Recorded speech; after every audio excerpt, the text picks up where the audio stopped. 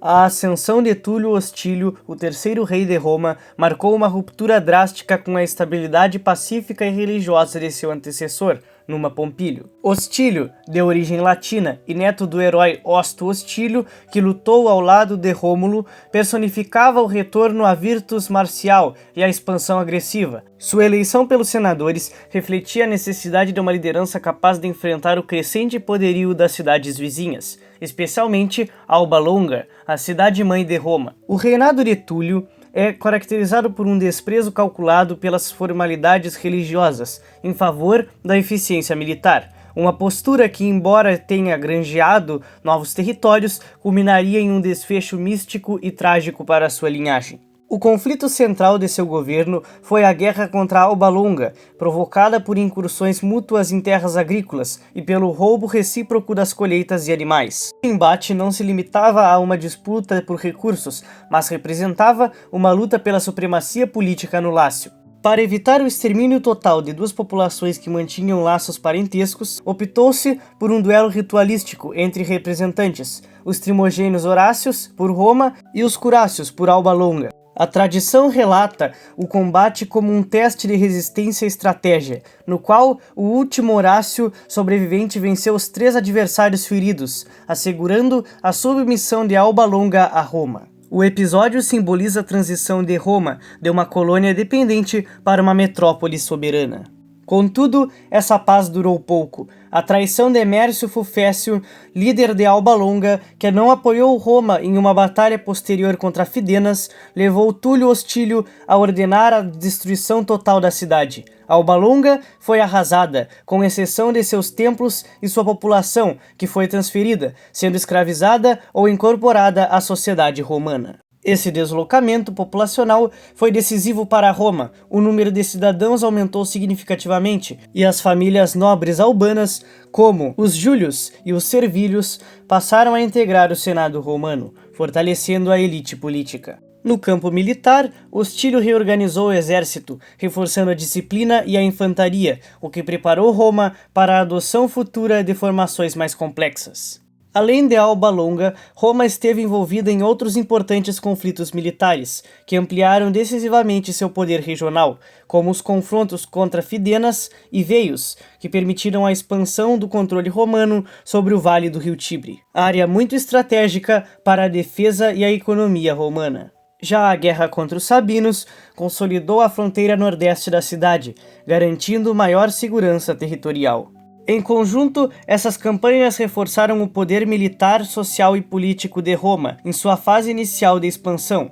A tradição afirmava que Túlio Hostílio morreu em 641 a.C., atingido por um raio de Júpiter, punição atribuída ao seu orgulho e à execução incorreta de rituais religiosos. Esse relato reforça a ideia romana de que o equilíbrio entre o poder militar e devoção religiosa era essencial para a prosperidade do Estado. Embora Hostílio tenha expandido o território romano, seu governo deixou uma lacuna espiritual que seria enfrentada por seu sucessor, Anco Márcio. Anco Márcio, neto de Numa Pompílio, assumiu o trono com a missão de restaurar as práticas religiosas, sem abdicar da capacidade defensiva conquistada por Hostílio. Seu reinado é marcado pela fundação de Ostia, o primeiro porto de Roma, uma iniciativa que alterou permanentemente a dinâmica econômica da região. Ao estabelecer uma colônia na foz do rio Tibre, Anco não apenas protegeu Roma contra piratas estrangeiros, mas também garantiu o controle sobre a extração de sal nas salinas adjacentes, um recurso crítico para a conservação de alimentos e para o comércio internacional. A economia romana, anteriormente baseada em pastoreio e agricultura de subsistência, começou a integrar redes de circulação de produtos manufaturados e manufaturas provenientes de todo o Mediterrâneo. A infraestrutura de Roma avançou significativamente sob Anco Márcio. Ele foi o responsável pela construção da Pons Sublicius, a primeira ponte sobre o Tibre, feita inteiramente de madeira, para que pudesse ser destruída rapidamente em caso de invasão, facilitando a comunicação entre as colinas de Roma e o Monte Janiculo, que ele fortificou para servir como uma muralha defensiva avançada. Além disso, para gerir o aumento da criminalidade decorrente do crescimento populacional, Anco ordenou a construção do Cárcere Mamertino, a primeira prisão oficial da cidade, situada no coração do Fórum. Estas obras demonstraram uma preocupação com a ordem pública e a logística que caracterizaram o futuro pragmatismo romano. Um dos feitos mais sofisticados de Anco Márcio foi a institucionalização do Colégio dos Fetiaes, sacerdotes responsáveis por mediar conflitos diplomáticos e declarar guerras consideradas justas. Esse sistema jurídico-religioso determinava que antes de qualquer hostilidade, Roma apresentasse uma exigência formal de reparação. Se em 30 dias o adversário não cumprisse a obrigação de dar, pagar ou fazer, a guerra era declarada, por meio do lançamento simbólico de uma lança em território inimigo. Esse mecanismo legitimizava as conquistas romanas perante deuses e homens, e lançou as bases do direito internacional e das obrigações jurídicas que sustentaram a jurisprudência da República.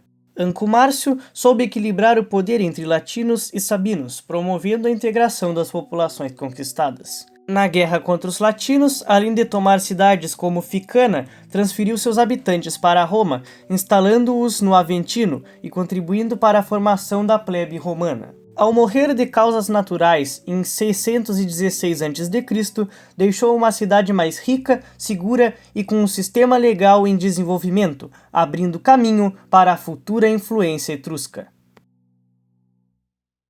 A ascensão de Lúcio Tarquínio Prisco ao trono em 616 a.C. marcou uma mudança significativa na história de Roma. Originalmente chamado de Lucumão, era filho de um refugiado grego de Corinto e de uma nobre etrusca da Tarquínia. Sua chegada a Roma foi cercada de um simbolismo. Segundo a tradição, uma águia tomou e recolocou seu chapéu, presságio interpretado por sua esposa Tanaki, como sinal de futura realeza. Com grande fortuna comercial, Tarquínio conquistou a confiança de Anco Márcio e da elite romana, sendo eleito rei após sua morte, superando os herdeiros legítimos por meio de um discurso de unidade e progresso. O reinado de Tarquínio Prisco foi marcado por uma revolução na engenharia e no urbanismo. Ele iniciou a construção da Cloaca Máxima, um dos sistemas de esgoto mais antigos e eficientes do mundo. Projetado originalmente como um canal aberto para drenar os pântanos situados entre as colinas de Roma, esta obra colossal permitiu o aproveitamento do Vale do Tibre e a criação do Fórum Romano, que se tornou o centro da vida política, religiosa e comercial da cidade. A Cloaca Máxima não foi apenas uma conquista técnica, ela demonstrou uma preocupação sem precedentes com a higiene pública e o saneamento básico, permitindo que Roma suportasse uma densidade populacional crescente, sem os riscos de epidemias constantes. Além do saneamento, Tarquínio utilizou grandes espetáculos públicos como um instrumento de coesão social e afirmação do poder. Mandou erguer o Circo Máximo entre o Palatino e o Aventino, inicialmente em madeira, destinado à corrida de bigas, cavalos e os jogos romanos, criados para celebrar vitórias militares e honrar os deuses. Também iniciou o Templo de Júpiter Capitolino, o principal edifício religioso do estado. Introduzindo o estilo arquitetônico etrusco, essas construções modificaram a paisagem de Roma, impulsionando sua transformação urbana. Militarmente, Tarquínio Prisco expandiu os domínios romanos por meio de batalhas vitoriosas contra latinos, sabinos e etruscos.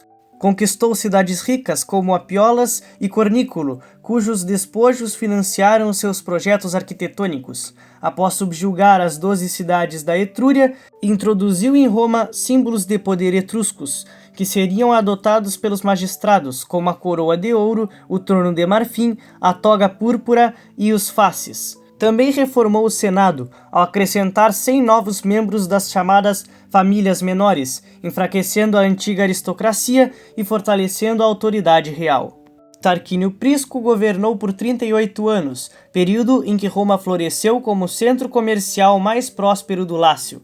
Sua vida terminou em um complô orquestrado pelos filhos de Anco Márcio, que o assassinaram para vingar a perda do trono. No entanto, sua sucessão já estava garantida por uma manobra política de Tanaquil, que elevou ao poder do seu genro Sérvio Túlio, um homem de origem humilde, cuja inteligência e presságios divinos o marcaram como sucessor natural da visão etrusca de Estado.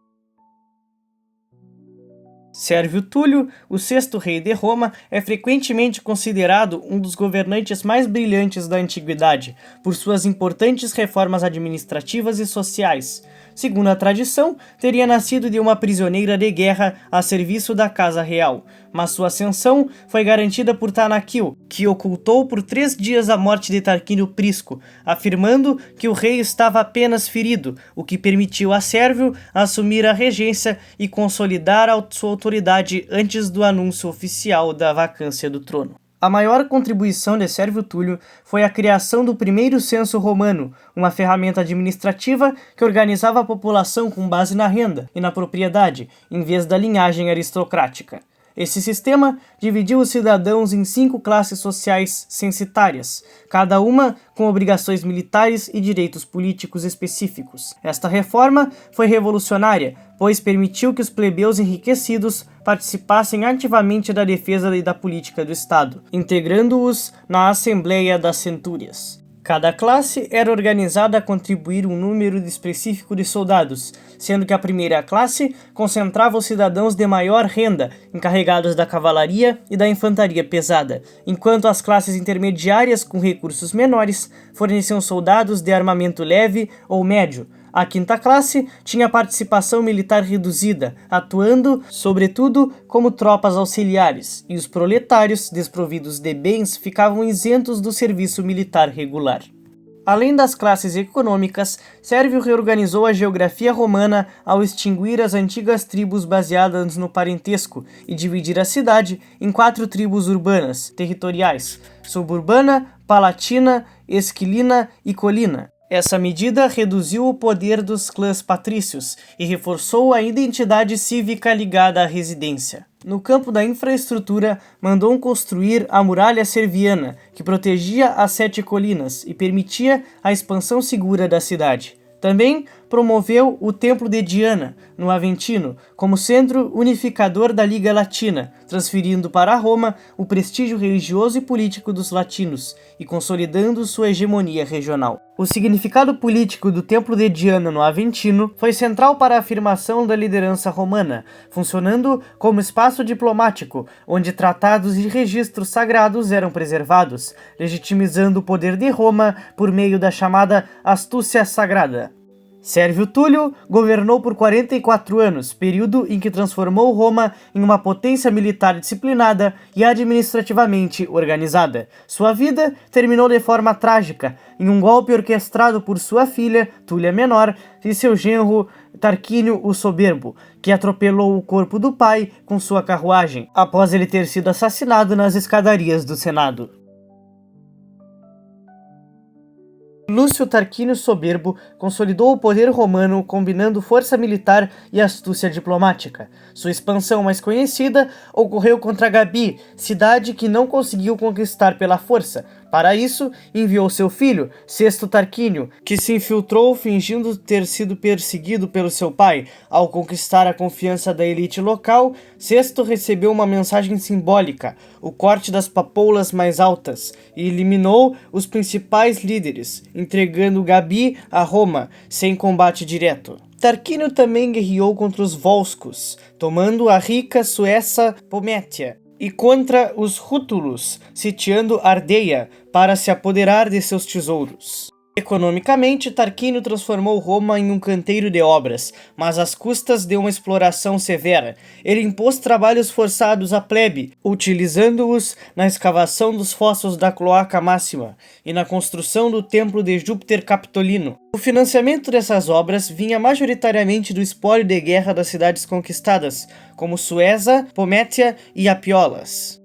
A aquisição dos livros sibilinos foi um dos episódios mais emblemáticos do governo de Tarquínio. Segundo a tradição, a Síbila de Cumas ofereceu 9 livros proféticos por um preço elevado. Após 2 recusas do rei e a queima de 6 volumes, ele acabou comprando os 3 restantes, pelo valor original. Esses livros tornaram-se centrais para a religião romana, sendo consultados em períodos de crise para a interpretação dos oráculos de Apolo.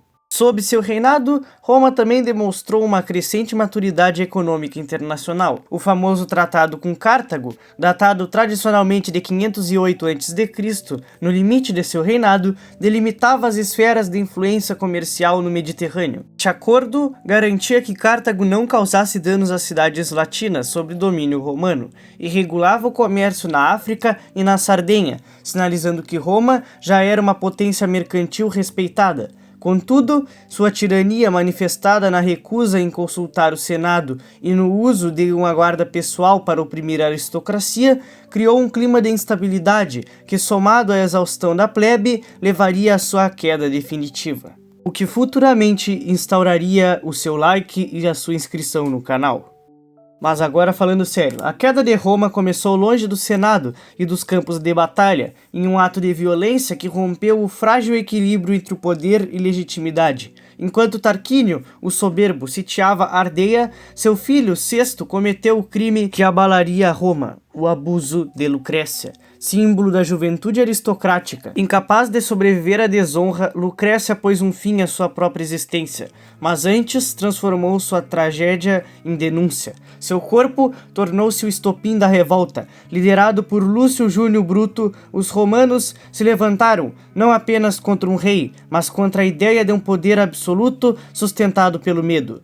Tarquínio foi expulso, a monarquia abolida, e em seu lugar nasceu uma nova forma de governo, fundada na promessa de que nenhum homem estaria acima das leis. O fim foi marcado por dor, traição e ruptura, mas dele surgiu uma nova esperança, a de um Estado construído não sobre coroas e sangue real, mas sobre cidadania, dever cívico e participação política, assim dando início à República Romana.